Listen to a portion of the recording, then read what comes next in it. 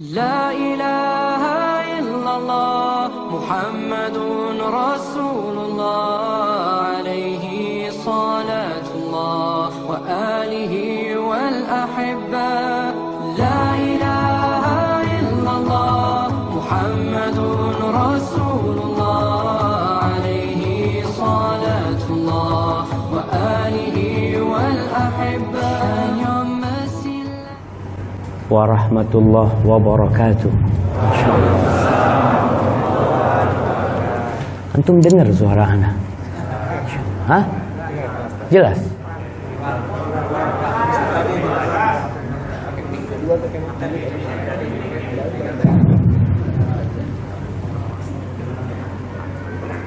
Assalamualaikum warahmatullahi wabarakatuh.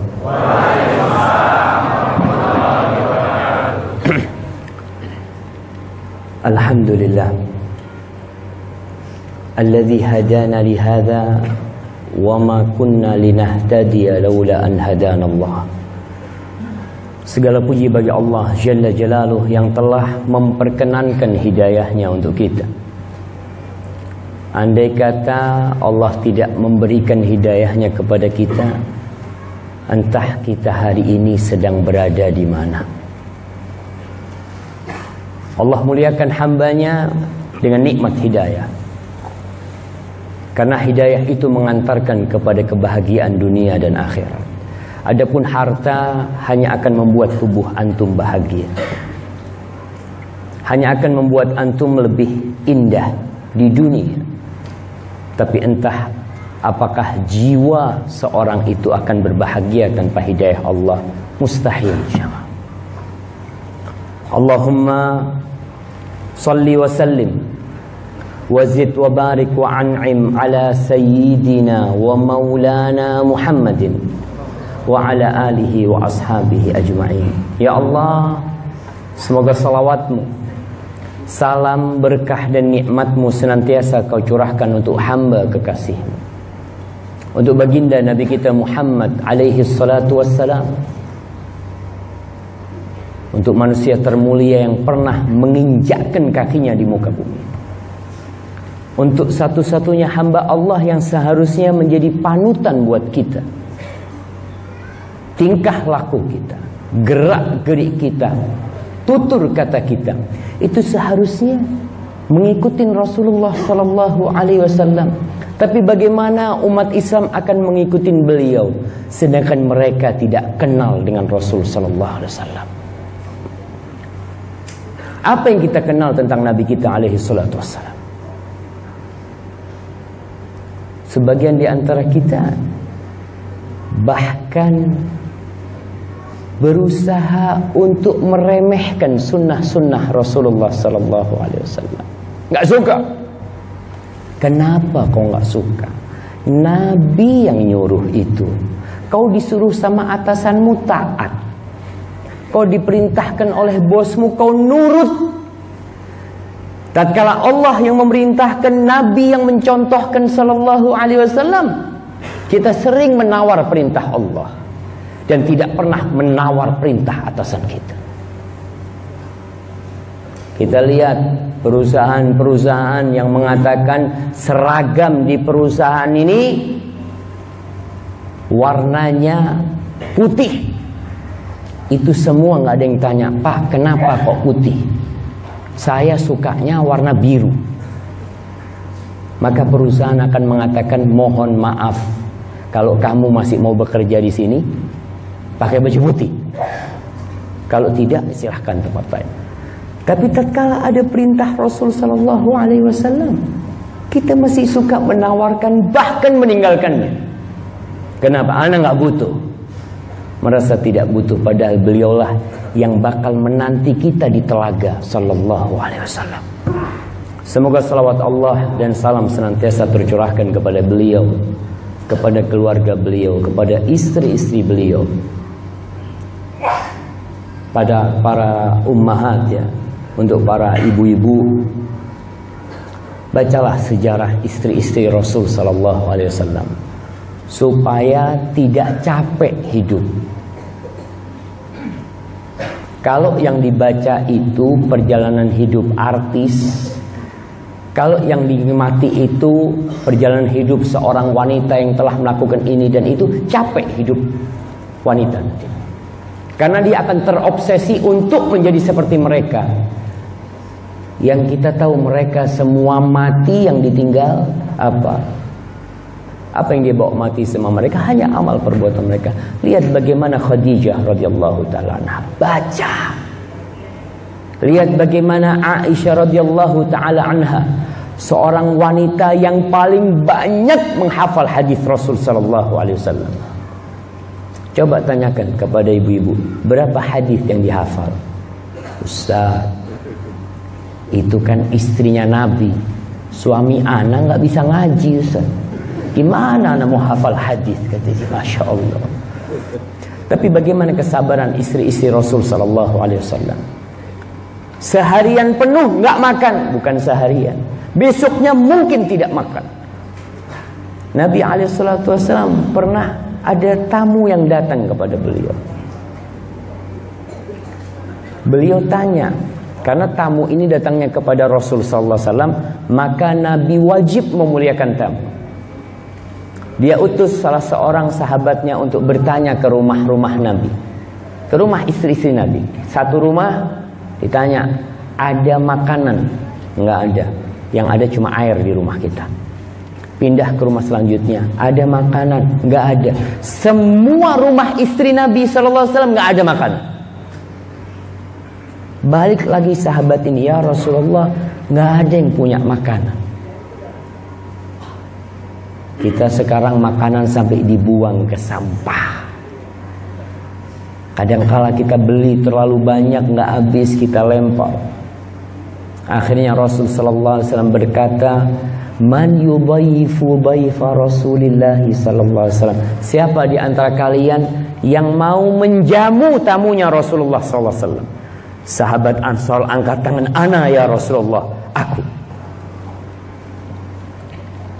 Habis sholat isya pulang, bawa sampai rumah, ngomong sama bininya, nih tamunya Rasulullah SAW, akrimi, muliakan dia. Bang, nggak ada makanan di rumah, ada sisa makanan buat anak-anak. Subhanallah. Apa kata sahabat ini? Udahlah, anak-anak bikin tidur, itu makanan kita kasih ke tamu. Nanti itu ketika tamunya mau makan, kau pura-pura betulin lampu, lalu kau matikan lampunya, supaya tamunya enak makan. Kalau tamunya tahu kita nggak makan, ya nggak enak makan. Akhirnya tamunya makan, yang ini tuan rumah pura-pura makan, ya sambil ngobrol. Subhanallah jamaah, susah hidup mereka. Sekarang sudah hidup nyaman, masih suka mengeluh. Baju full satu lemari, makanan full satu kulkas. Apalagi yang kurang? Kurang bersyukur kepada Allah SWT. Allahumma salli wa sallim ala sayyidina wa maulana Muhammadin wa ala alihi wa ashabihi ajma'in. Amma ba'd. Hari ini tanggal berapa kita? 16 Rajab. 19 Rajab. Bukan apa? Bukan 16 April. 16. Jamaah ingat kapan kita puasa? Tanggal 1 Ramadan. Nggak ada umat Islam puasa di bulan Januari, di bulan Juni, Juli, nggak ada. Sepanjang turunnya perintah puasa.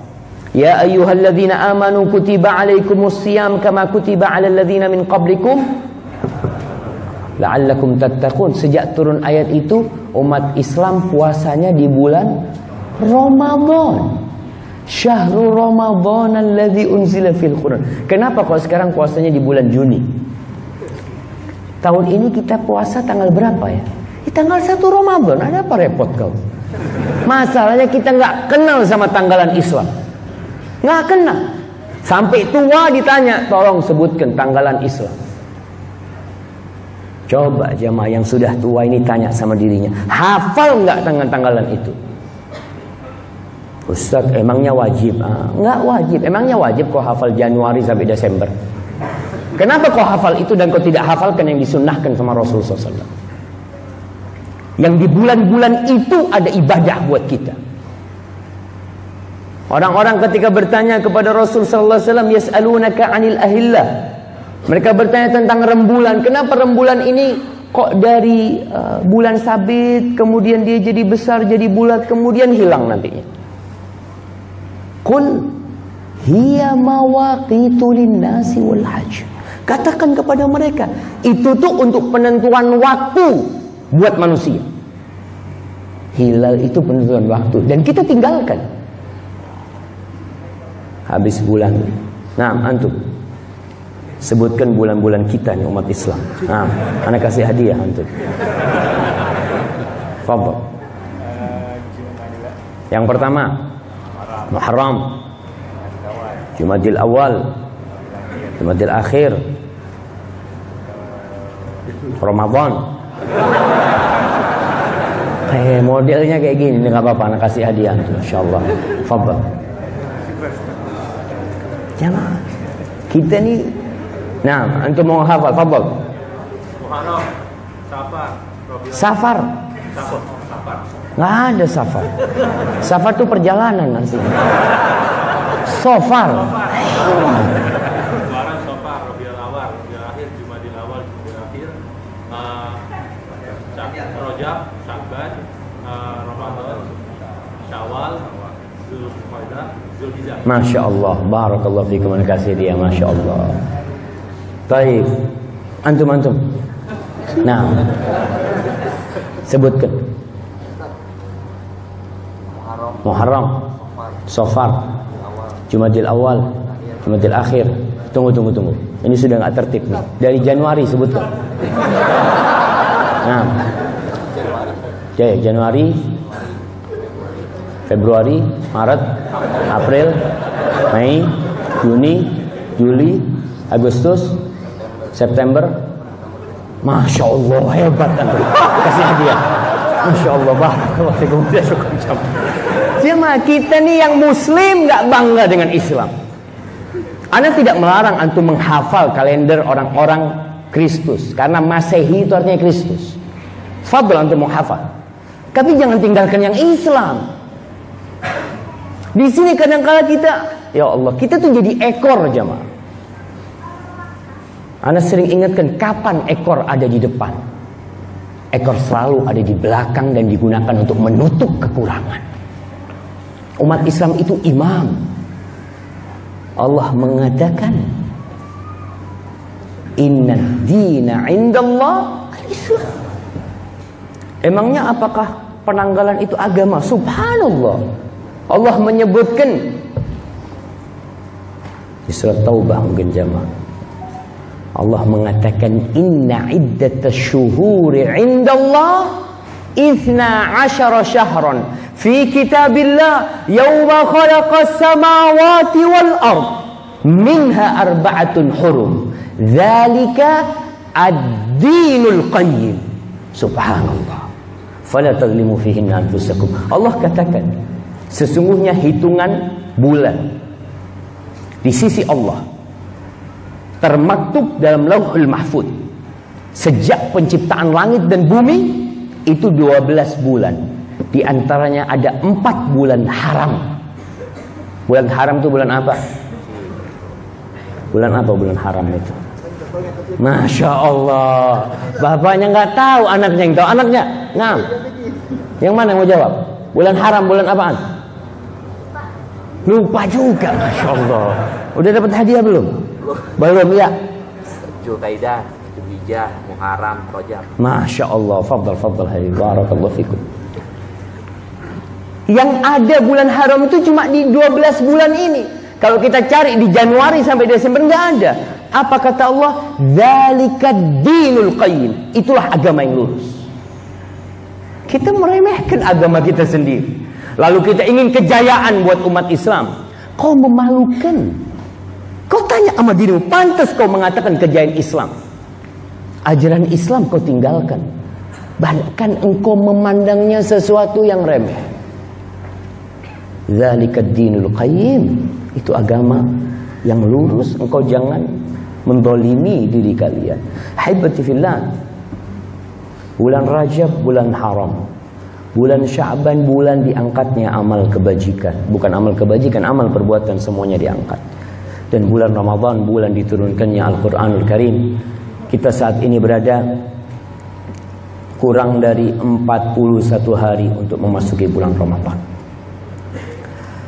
Tema kita yang akan kita angkat pada kesempatan kali ini, apa judulnya? Hah? Oh, nggak ada jemaah. Allah. Iya, pengiritan panitia jemaah. Kalau ini kan bisa buat semua ustaz. Masya Allah. Siapa yang bang? Ana paham sama panitianya. Karena ana pernah jadi panitia juga. Bapak, ana izin minum.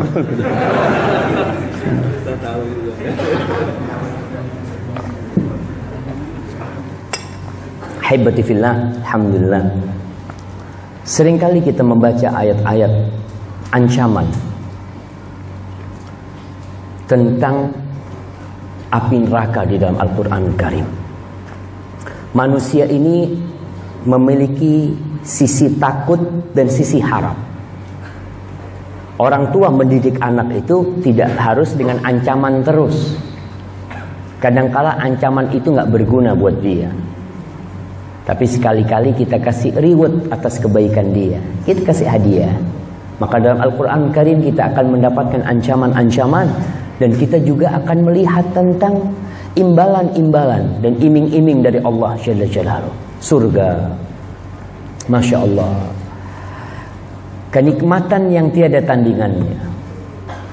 Kadangkala orang dengan diiming-iming seperti itu, dia jadi suka.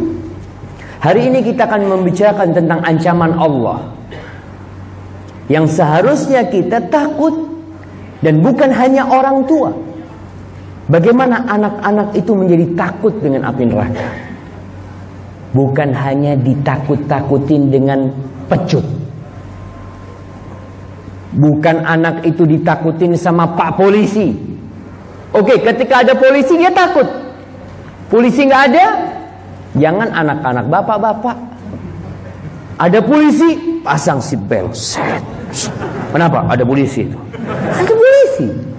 Sudah mulai ditanamkan seperti itu. Padahal seorang mukmin dalam ketaatan kepada pemerintah, dia itu karena Allah. Aku nggak ada urusan sama mereka. Mereka ada nggak ada, Allah selalu melihat aku. Dan yang diancamkan kepada aku itu bukan penjara, tapi neraka yang na'udzubillah min dzalik. Di surat Lail ayat 14-16 yang sering dibaca oleh imam. Makanya imam tuh kalau sholat isya sunnahnya baca surat apa sampai apa. Nah, kasih hadiah.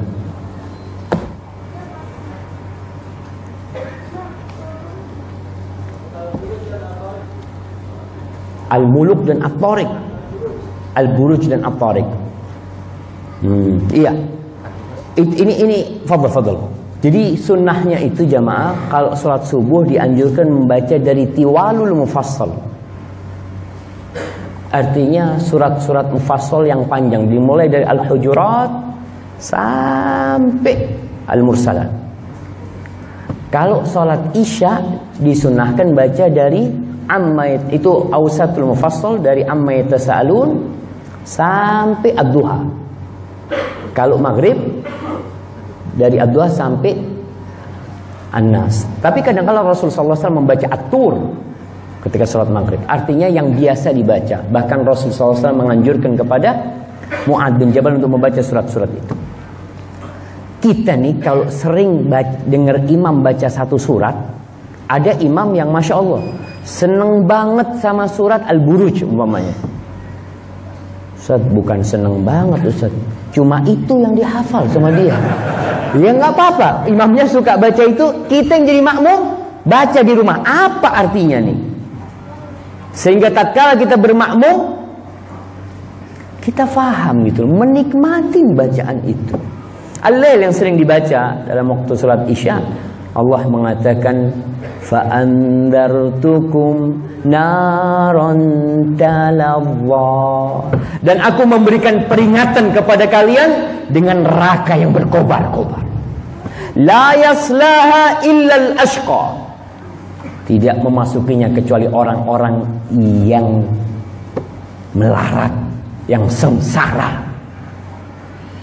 Jadi kalau kita melihat orang yang sengsara itu bukan yang hidup di bawah jembatan, jemaah, bukan.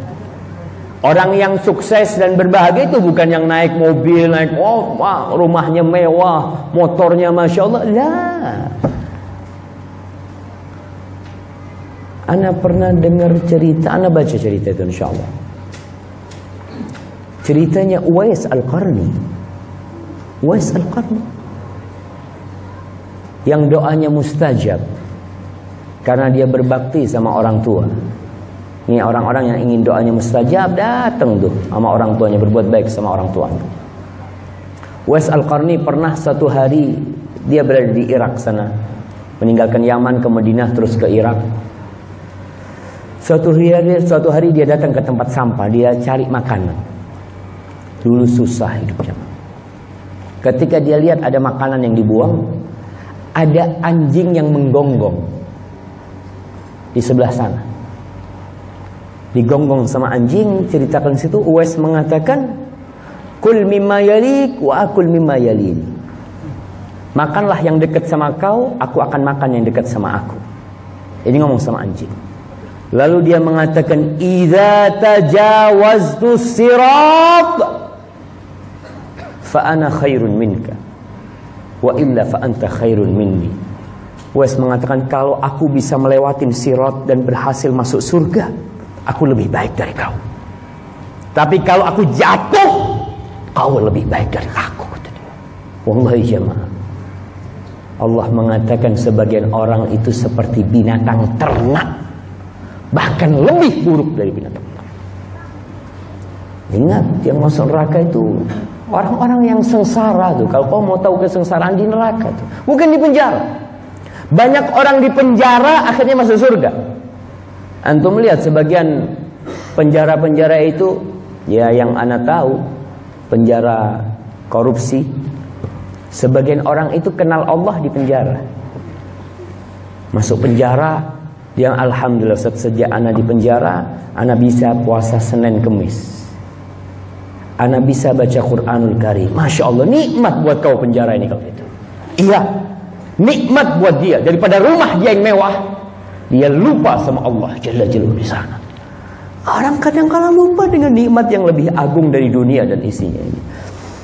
Alladzi kadzdzaba wa tawalla. Orang yang sengsara adalah orang yang mendustakan dan berpaling dari Allah Subhanahu wa taala.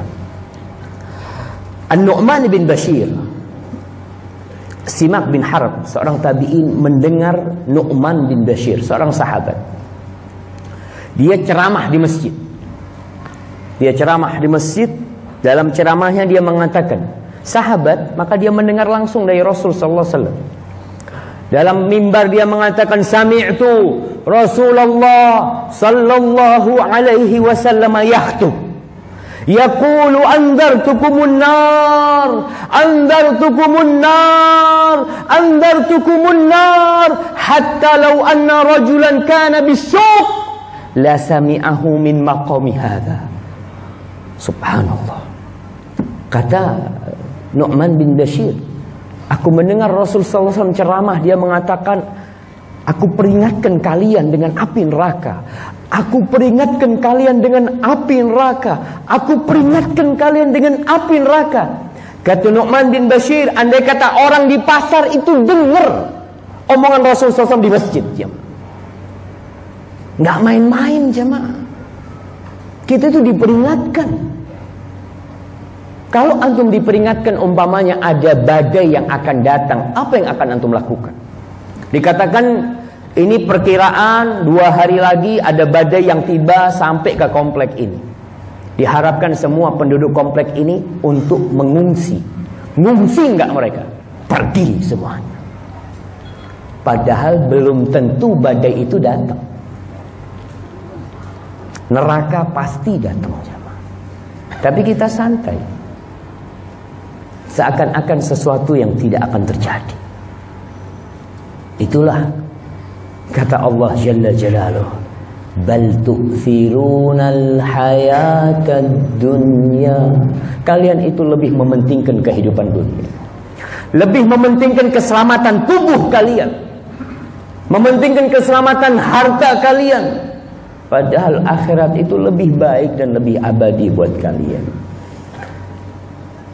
Rasul sallallahu alaihi wasallam ketika turun firman Allah, wa anzir ashiratakal aqrabin, dan berilah peringatan kepada kerabat-kerabatmu terdekat. Maka Nabi sallallahu alaihi wasallam naik ke Bukit Sofa. Beliau naik ke Bukit Sofa, dia panggil tuh orang-orang Quraisy, lalu kumpul. Beliau mulai memperingatkan secara umum dan secara khusus. Peringatan itu secara umum, artinya semua orang diperingatkan. Tapi secara khusus beliau memperingatkan, fulan, hati-hati kau sama neraka. Fulan, kita ini kadang-kadang kalau diperingatin neraka, marah kita. Pak, hati-hati pak, bisa masuk neraka nih. Oh, emangnya kau jualan neraka? Nah, beliau juga didustakan oleh kaumnya. Di antara yang beliau katakan di atas Bukit Sofa itu, ya bani Ka'ab bin Lu'ay, anqidhu anfusakum minan nar. Wahai anak keturunan Ka'ab bin Lu'ay. Ka'ab bin Lu'ay ini salah satu kakek-kakek Rasul sallallahu alaihi wasallam. Selamatkan diri kalian dari api neraka. Ya bani Murrah bin Ka'ab bin Lu'ay, anqidhu anfusakum minan nar. Selamatkan diri kalian dari api neraka. Ya bani Abdi Syams, anqidhu anfusakum minan nar. Selamatkan diri kalian dari api neraka, wahai bani Abdi Syams. Ya bani Abdi Manaf, ya bani Hashim, ya bani Abdul Muttalib. Lihat, dari kakek tertinggi turun sampai kepada anak keturunannya Abdul Muttalib. Dia mengatakan anqidhu anfusakum minan nar. Cukup? Enggak. Beliau panggil Fatimah, ya Fatimah, anqidhi nafsaki minan nar. Fatimah, selamatkan dirimu dari api neraka. Jamaah, siapa yang bisa menyelamatkan kita kalau bukan kita sendiri yang menyelamatkan? Allah Jalla Jalaluhu. Dia yang memperingatkan kita dengan api neraka. Mungkin sebagian mengatakan, ya kayak apa sih neraka Ustaz? Ada orang yang nggak kebayang. Antum jamaah, cukuplah sabda Rasul sallallahu alaihi wasallam bahwasanya api di dunia ini juz'un min sab'ina juz'an min nari jahannam. Api dunia ini yang paling panas itu hanya satu bagian dari 70 bagian api neraka. Para sahabat mengatakan, ya Rasulullah, andai kata azab neraka itu seperti api di dunia, itu sudah cukup menyiksa. Antum kalau lihat ternyata memang siksaan tidak ada yang lebih dahsyat daripada api. Tawus bin Kaisan. Ana dengar seorang syekh di Madinah, dia ceramah. Ana sebelum sempat baca di kitab apa. Dikatakan Tawus bin Kaisan ini, dia punya rumah yang nempel sama pasar. Artinya pintu belakangnya itu bisa ke pasar. Pintu depannya yang ke jalan lah. Anak-anaknya heran, abah itu kalau satu hari lewat pintu belakang, mesti malamnya nggak tidur menangis. Mesti malam itu menangis. Anaknya heran. Akhirnya mereka mencari tahu. Ternyata di balik rumah dia itu ada tempat orang jualan kepala kambing bakar. Jadi bapaknya kalau ngelihat kepala kambing dibakar itu, dia ingat gimana kalau kepala dia yang dibakar saja. Bahkan lebih parah dari itu, kambing mati, selesai dia. Tapi manusia la yamutu fiha wa la yahya. Bahkan Allah katakan kullama nadijat juluduhum baddalnahum juludan ghairaha liyadhuqul azab. Kata Allah, setiap kali kulit mereka terbakar, matang kulit mereka, kami ganti dengan kulit yang baru agar mereka merasakan siksa api neraka. Itu yang menyebabkan Taus nangis kalau melihat seperti itu. Sebagian orang tiap hari melihat api di tangannya, dia hidupkan korek. Ada wanita-wanita, ibu-ibu yang tiap hari dia selalu menghidupkan kompor gas. Dia masak ikan, dia masak ayam. Lihat, supaya kita itu, karena api dunia ini kata Allah tazkirah, itu sebagai peringatan. Kita lihat ketika orang bakar ikan, bayangkan kalau tangan kita yang masuk dan bukan ikan itu. Nggak usah lama-lama, jam. Kalau mau coba ibu-ibu jangan lama-lama. 1 detik lah, 1 detik. Masuk keluar. Bagaimana kalau khalidina fiha abada? Kekal selama-lamanya di sana. Nabi SAW dalam hadis riwayat Muslim mengatakan, inna ahwana ahli nari azaban yaumal qiyamah. Azab yang paling ringan pada hari kiamat, rajulun yudha'u ala akhmasi qadamaihi jamratani yaghli minhuma dimag. Adalah seseorang yang diletakkan di 2 telapak kakinya itu 2 bara api, 2 bara api. Otaknya mendidih, jemaah. Na'udzubillahi minan nar. Allah menceritakan, kira-kira di sini jemaah, antum pernah melihat polisi nangkap orang kemudian ditebus? Pernah? Mungkin antum salah satu yang ditebus waktu itu, atau yang menebus. Kadang-kala polisi ngomong, mas, kita minta 100 juta. Siap pak polisi. Mungkin ketangkep lagi, mas, kita minta 1 miliar. Siap dikasih, karena kita punya uang. Berapapun yang diminta polisi kita bayar, karena kita punya uang. Tapi pada hari kiamat Allah Jalla Jalaluhu menceritakan, innal ladzina kafaru law anna lahum ma fil ardi jami'an. Kalau orang-orang kafir itu, sesungguhnya orang-orang kafir itu, kalau mereka memiliki semua yang ada di muka bumi, semuanya. Dia memiliki 1 kota Jakarta, bukan kota Jakarta, semua benua ini milik dia. Wa mithlahu ma'ah, bahkan bukan cuma 1 bumi ini milik dia, dia punya 2 bumi. Liyaftadu bihi min azabi yaumil qiyamah, dia gunakan semua hartanya untuk menebus dirinya dari azab yaumil qiyamah. Ma tuqabbila minhum, tidak bakal diterima dari mereka, nggak bakal diterima. Baik. Kalau harta tidak diterima, Allah menceritakan di surat Al-Ma'arij ayat 11-14. Allah mengatakan, yawaddul mujrim law yaftadi min azabi yaumi idzin bibani. Para pelaku dosa itu ingin pada hari kiamat kalau bisa menebus dirinya dari azab neraka, walaupun anaknya yang harus diazab di api neraka. Anaknya dicarikan tebusan. Ingin dia supaya dirinya selamat. Kita di dunia ingin supaya apapun yang dilakukan anak, kita ingin menebus anak walaupun diri kita yang harus susah. Tapi pada hari kiamat kita ingin menjadikan anak-anak kita tebusan buat kita dari azab kiamat. Wa sahibatihi wa bani, istri dan saudaranya semua dijadikan tebusan buat dia. Wa fasilatihi allati tuwi, bangsanya semua. Satu Indonesia digunakan untuk menebus diri dia mau melakukan itu. Wa man fil ardi jami'an, bukan cuma itu, bukan cuma kabilah dia, bukan cuma bangsa dia, seluruh penduduk di dunia ini. Dia ingin andai kata semuanya itu bisa menjadi untuk penebusan dirinya. Tsumma yunjih kalla innaha ladha. Enggak bisa.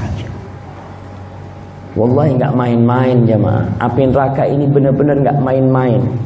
Sampai sebagian ulama itu mengatakan, law kana li syai'un minal amr Andai kata aku ya punya kekuasaan, aku punya jabatan, aku itu akan taruh di kota-kota, di menara-menara kota, itu orang yang kerjanya cuma ngomong an-nar, an-nar, an-nar, supaya orang itu sadar jemaah. Kalau akan ada api neraka yang datang ini. Yang ada di sepanjang jalan itu melupakan kita kepada api neraka. Kita lihat perumahan, cicilan sekian. Apa antum ingat neraka? Lihat itu, masya Allah. Kapan kita beli di sini nih? Apartemen atau makanan, iklan-iklan makanan, semua mengingatkan kita seakan-akan kita akan kekal di muka bumi ini. Perlu ada iklan-iklan yang mengingatkan kepada akhirat jamaah, kepada api neraka. Di negeri kita ada yang namanya sirene, sirine. Iya, sirine. Kalau ada gempa, kalau gempa itu bisa ada istilahnya apa? Ada bukan alarm, bisa menimbulkan tsunami. Biasanya ada sirine untuk memperingatkan orang-orang. Dari apa? Dari tsunami. Oke, apa bahaya tsunami? Rumahmu hancur, kau mati, selesai. Tapi nar khalidina fiha abada, kekal di dalamnya jemaah. Allahu Akbar. Ahibati fillah, kita diperintahkan menyelamatkan diri kita dari api neraka. Tapi orang tua bukan hanya menyelamatkan dirinya, kau punya kewajiban yang lebih dari itu. Allah Jalla Jalla berfirman di surat At-Tahrim ayat 6, Ya ayyuhalladzina amanu qu anfusakum wa ahlikum nara wa quduhan nas wal hijara 'alaiha malaikatun ghilazun shidad la ya'suna Allah ma amarahum wa yaf'aluna ma yu'marun. Kata Allah, wahai orang-orang yang beriman, jagalah diri kalian, selamatkan diri kalian dan keluarga kalian dari apa? Dari kelaparan, dari pengangguran, dari narkoba. Dari apa jemaah? Dari api neraka. Semua azab yang ada di muka bumi ini jemaah ringan jemaah. Ketika Allah membakar kebun 3 bersaudara di surat Nun, di surat Al-Qalam, Allah menceritakan tentang 3 bersaudara yang punya kebun, yang dia mau panen, tapi ingin panennya itu tidak ada orang miskin yang minta-minta. Dia berangkat sebelum subuh.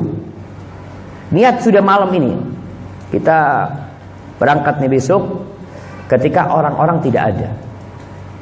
Sampai kebunnya, ternyata kebun itu sudah Allah bakar. Fatafa 'alaiha ta'ifum min rabbik fa asbahat kas-sarim. Hancur. Iya, fatafa 'alaiha ta'ifum min rabbik, Allah bakar, jadi kebun itu terbakar. Datang pagi-pagi, melihat sudah habis kebunnya. Mereka mulai saling mencela. Ini gara-gara kita nih. Mereka bertasbih memohon ampun kepada Allah. Apa kata Allah? Kadzalikal azab wala azabul akhirati akbar law kanu ya'lamun. Itulah azab Allah. Tapi azab akhirat lebih dahsyat dari cuma terbakar kebun. Kau yang dibakar. Maka orang tua diperintahkan untuk menyelamatkan dirinya dan keluarganya dari api neraka. Waquduhan nas wal hijarah. Bahan bakar api neraka itu manusia. Bahan bakarnya manusia. Antum bisa bayangin bakar kambing, arangnya itu kambing juga. Sudah jadi arang, jadi bahan bakar. Wal hijarah, dan batu. Para ulama mengatakan batu apa? Al-kibri, batu bara. Batu bara itu nempel dalam tubuh manusia. Kalau kita bahan bakarnya itu batu biasa, itu nggak nempel. Tapi batu bara itu membakar dan tidak berhenti. Ada malaikat-malaikat yang sangar mungkin, yang mereka tidak punya, tidak pernah tersenyum lagi. Antum tahu namanya Malik, malaikat penjaga neraka itu. Ketika Rasul sallallahu alaihi wasallam lewat malaikat Malik, Nabi bertanya, kenapa Malik kok nggak tersenyum?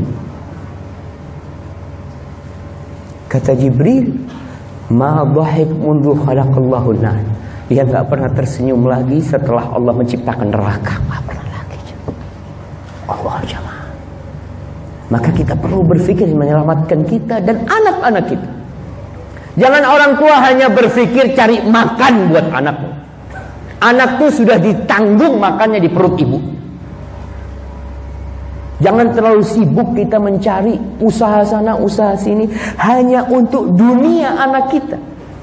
Anak kita tuh tidak bakalan mati sampai rezekinya habis.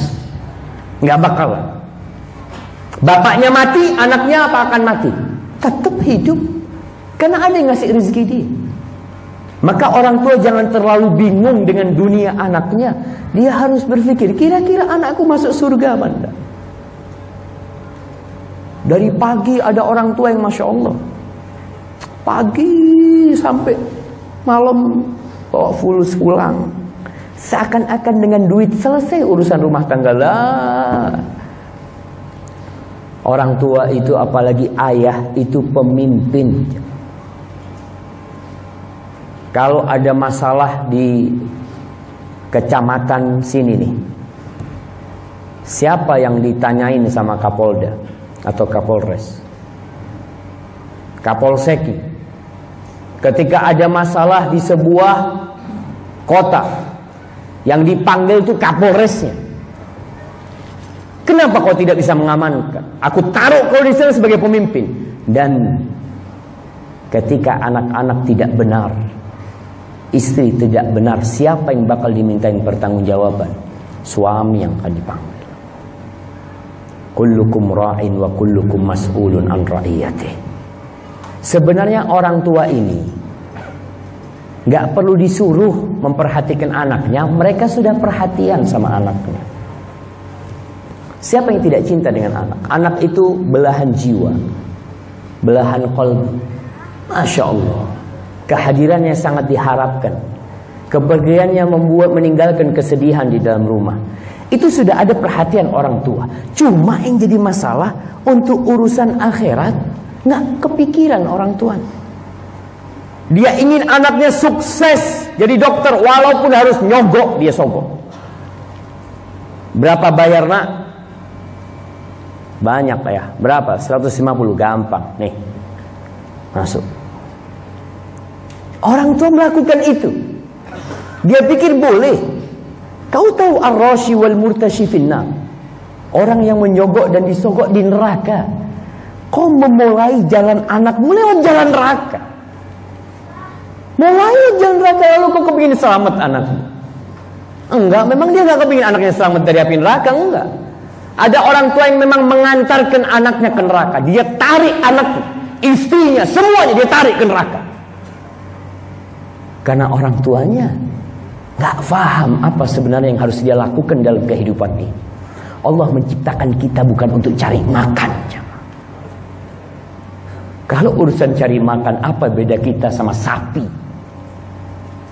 yang kerjanya makan, buang kotoran, kemudian dia suruh membajak sawah. Tiap hari seperti itu.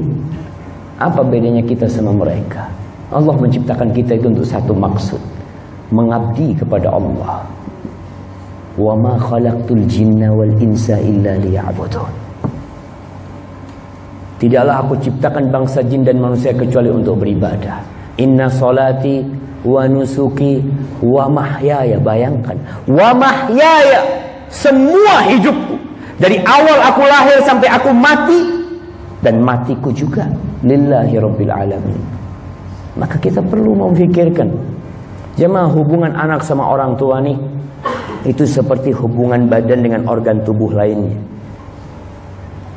Nggak mungkin orang akan suka ketika kakinya terlindas oleh motor. Semua tubuhnya akan berusaha menyelamatkan tuh kakinya. Bagaimana supaya kaki itu tidak terluka? Ada seorang ulama yang mengatakan, engkau adalah orang yang paling sengsara di dunia ini. Kapan? Ketika anakmu tidak seperti yang kau harapkan. Anak kita berada di penjara kasus narkoba, jemaah. Kasus narkoba. Bagaimana perasaan orang tua? Susah hidupnya. Dia berharap anak ini menjadi kebanggaan buat dia. Nggak ada. Ahibati fillah, sebagian orang ada yang mengirim anaknya ke negeri kafir untuk sekolah di negeri kafir. Baik, kau bisa jamin tuh anak tetap sholat? Kau bisa jamin? Oke, kau bicara ilmu dunia. Saat ilmunya ini nggak ada saat kecuali di, umpamanya kecuali di Denmark. Oke, kau bisa jamin tuh anak pulang masih sholat? Anak itu masih menjaga perintah Allah Subhanahu wa ta'ala? Kau bisa jamin? Kalau kau tidak bisa menjamin, suruh pulang.